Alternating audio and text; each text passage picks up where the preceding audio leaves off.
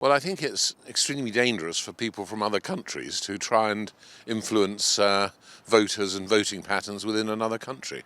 They don't understand the details and the nuances, and when one just looks at some of his comments, they're slightly off the wall, aren't they? You do wonder where he's getting his information from, and so it's very, very dangerous. As you say, he is very powerful.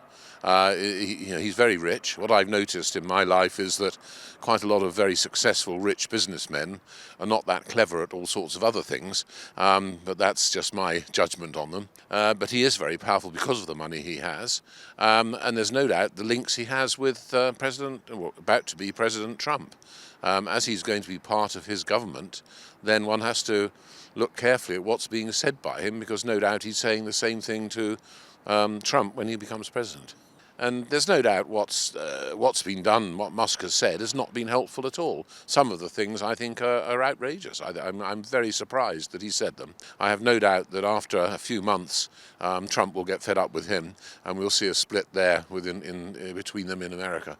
If you're Keir Starmer and the Labour Party, this is very frustrating because you wanted to start the year talking about the issues that, as the government, you want to talk about, reforms to the NHS, new border security policies, and so on. And instead, you're having to respond to outlandish and often demonstrably false far-right nationalist claims from the owner of Twitter, who doesn't even live here. Aside from it disrupts the elite political agenda every day because that's the kind of leverage that Musk has. Whether it has a broader impact, it's too early to tell. Musk himself is now extremely unpopular with the British public, and his recent interventions will almost certainly make him even more unpopular with the British public.